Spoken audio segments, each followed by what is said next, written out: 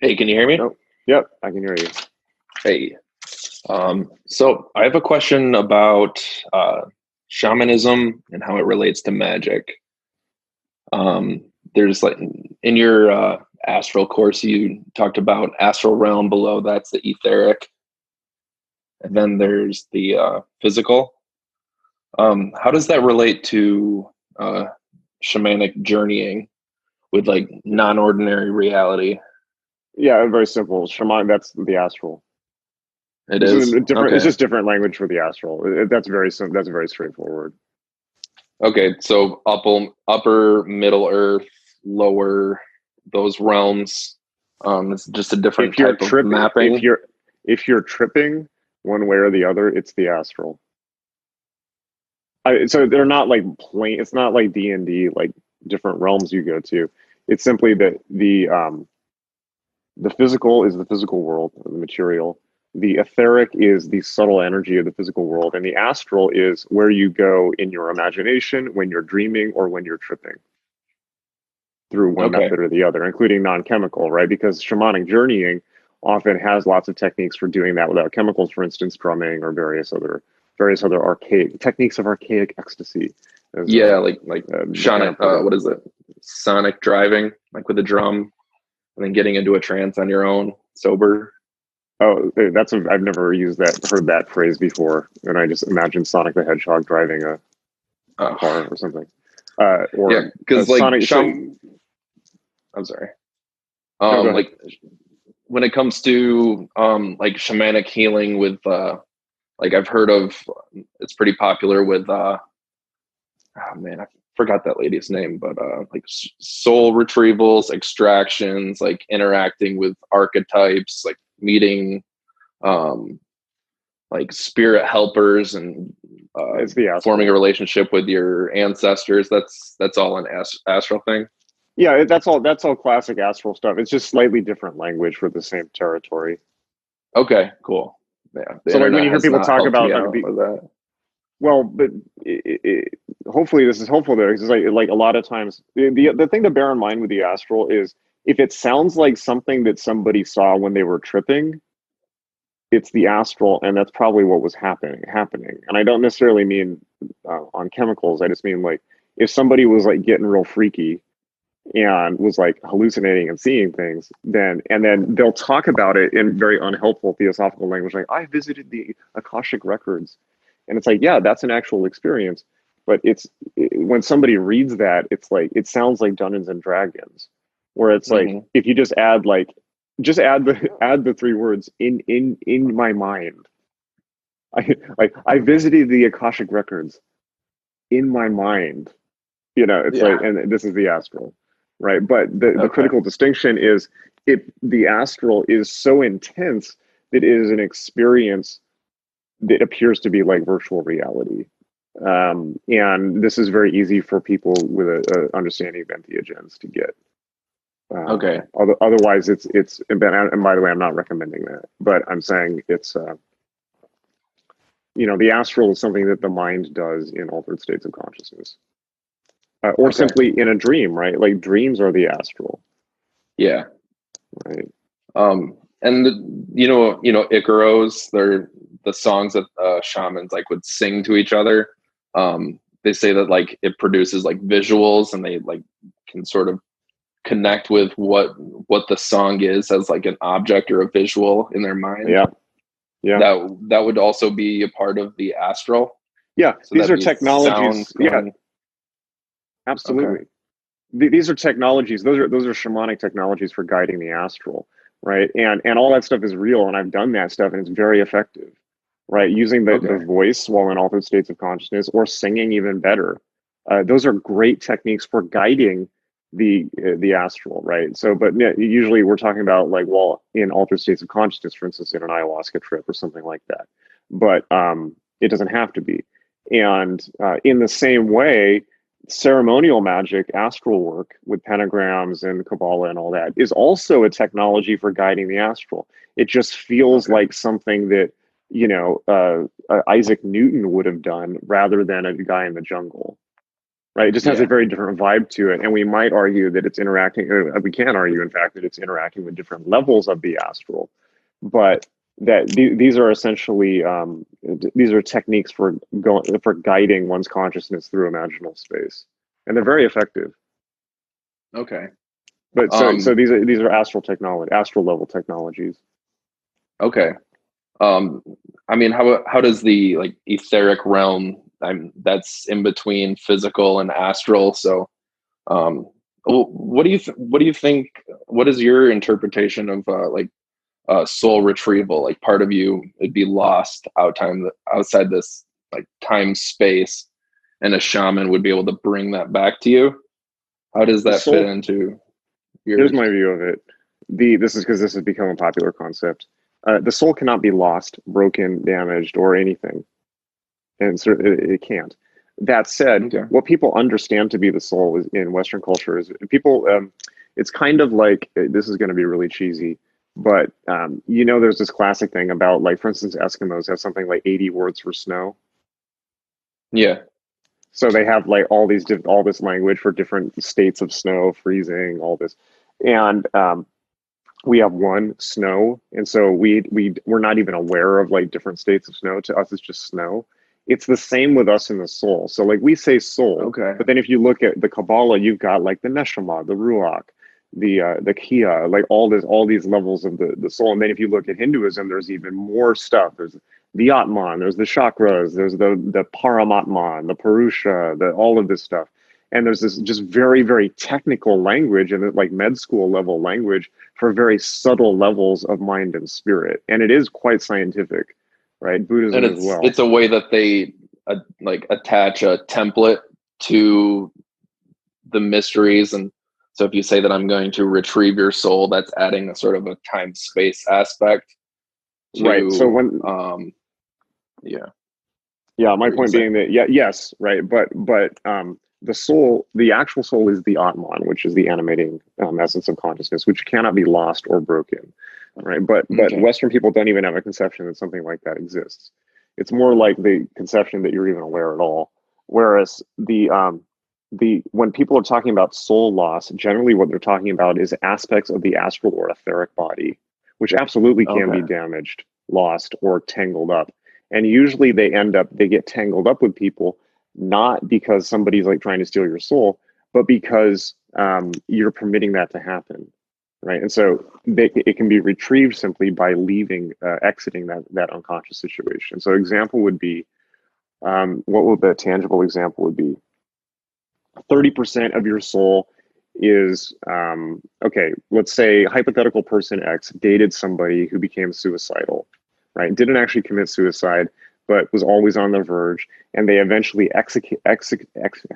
eventually left that relationship because they couldn't take the stress and pressure of it, right? And they've been out of that relationship for 7 years, at least on the surface level. But 30% of their energy is still tied up somewhere, like in keeping that person afloat. Does that Okay. make sense? Yeah. Right? And this is a very street level version, but this is exactly what this is. And so what would a soul, in this case, somebody would only be operating at 70% capacity and not be able to fully bring themselves into their relationship and not consciously know why, although unconsciously they know exactly what's going on, right? Which meaning they still haven't left the old relationship and they're still all tied up in this person's problems. So a soul retrieval in this case would be somebody like me simply reminding them, does that person have free will? Oh, yeah, they do, don't they? Do you have free will? Yeah, you do, don't you? Can you control that person? No, you can't, can you? So why are you tied up in making that person do something they don't want to do? Yeah. Okay. Right So now, that's when somebody gets straightforward that, word. Okay. yeah, Yeah. When they get it's that. that's like, it's important to demystify this stuff, because then you get like people get all, and that sounds literally the results of doing, like, if when somebody realizes, oh yeah, and then 30% of them comes back, that's not a light thing. I mean, that's a tangible uh, occult change in somebody, right? Particularly if Okay. it's done within the context of magical ritual, where it happens dramatically and instantly, rather than, which is very possible, rather, and it's one of the great beauties of magic, rather than over the course of 10 years of therapy, where that person's been draining 30% of the resources out of somebody the entire time, right? It's quite dramatic, and it appears supernatural when it's done correctly. But all that's happened is the person has just stopped allowing their resources to be tied up somewhere else. And a big part of the have you done the Adapt initiative? No, I haven't.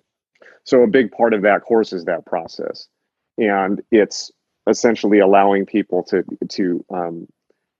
free up energy that has been tied in other places so that they can use it to manifest their true will. And the Adapt initiative, in a sense, is a soul retrieval process, right? But Like I don't use cutting cords and cutting glamorous. karmic cords and on other people and dead people and stuff like that. Yeah, but Does that even fall in the same boat? this is where what I'm teaching is different. Whereas, how do I express this? Yeah, I'd like When to you change get my mind to be not so shamanic based and try to yeah, see it from your angle and blend them both. okay, so it's real simple, right? The do you hold 1 second? Do you need a pause? Okay, that's fine. That's fine.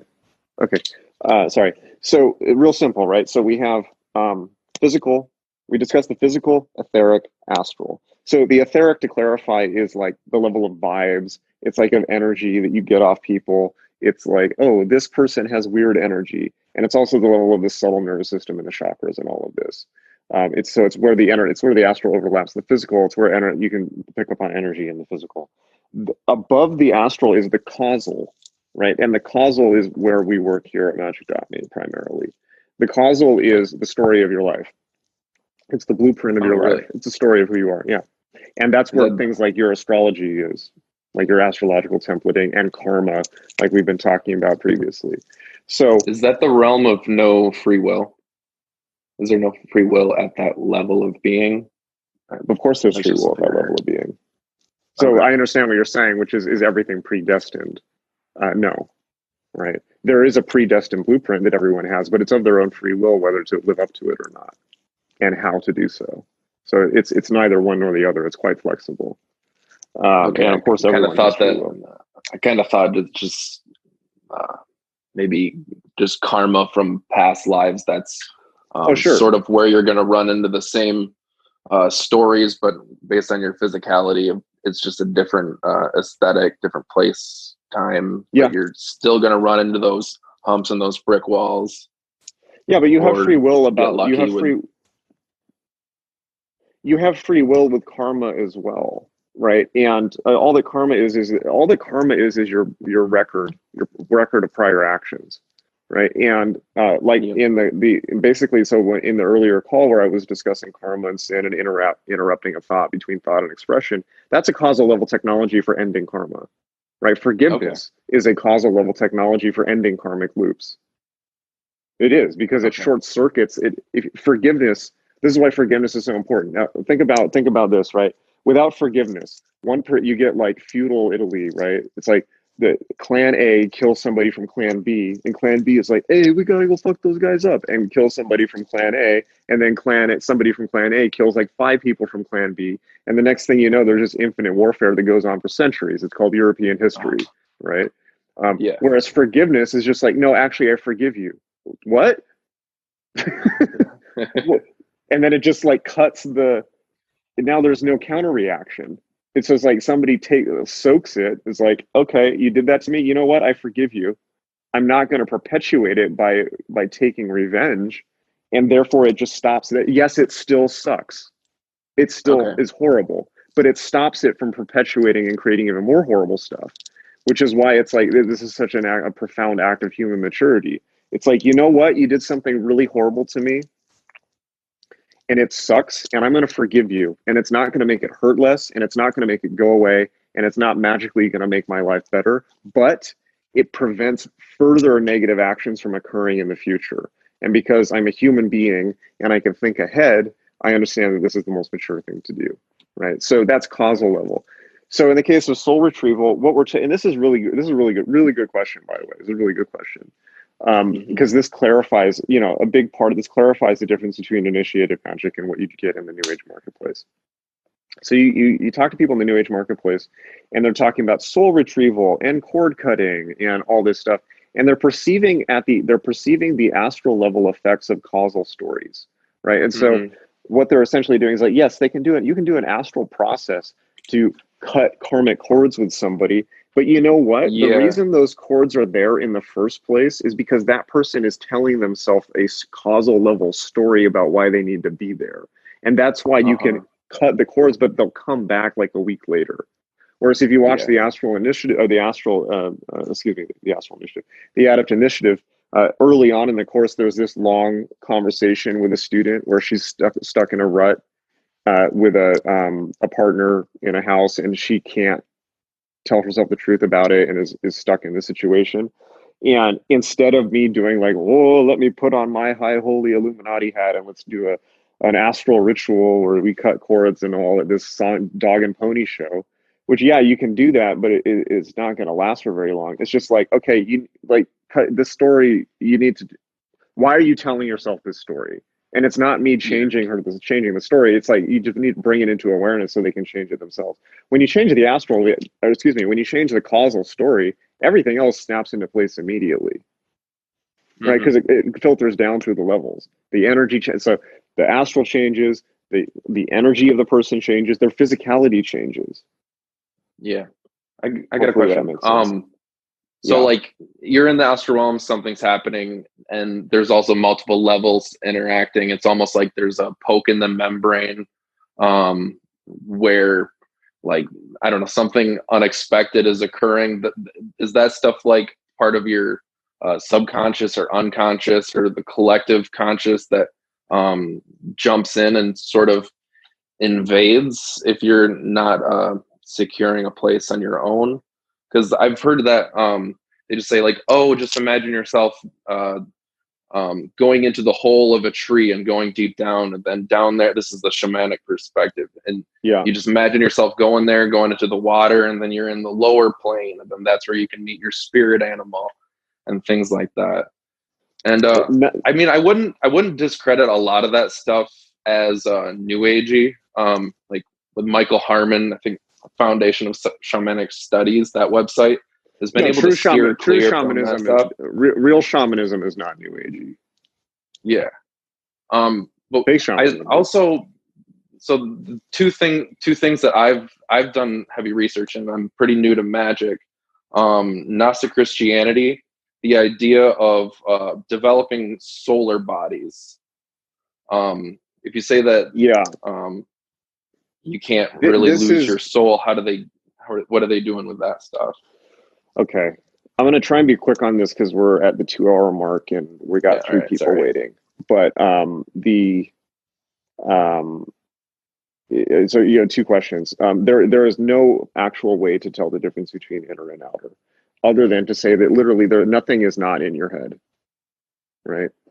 You're not able to perceive things beyond the self. That said, practically speaking, clearly there's a distinction, but it's just there's no actual boundary. It's porous. Londicat says it's all in your head. You just have no idea how big your head is. That's a good way to put it. In terms of the solar body, this is a specific and a separate technique used by certain schools. Specifically Thelemic and Vajrayana Buddhist, that is a different technique that is outside of our abilities to talk about within this session. Okay. All right. Thank you. But it's not the soul, to clarify your last point. That is, the soul is the Atman, or if you're a Buddhist, doesn't actually exist. Yeah. All right. I hope that's helpful. Thank you. Yeah. You're welcome. Goodbye.